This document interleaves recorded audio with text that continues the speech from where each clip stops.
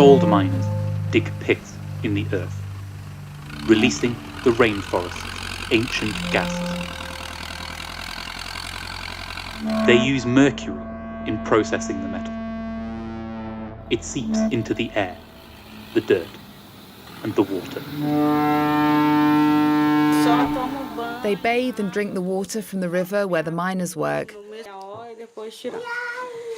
The skin infection can be caused by water contaminated with mercury. Here there's no access to other water. We're treating them today, but we'll have to repeat the treatment in a few months. Again and again.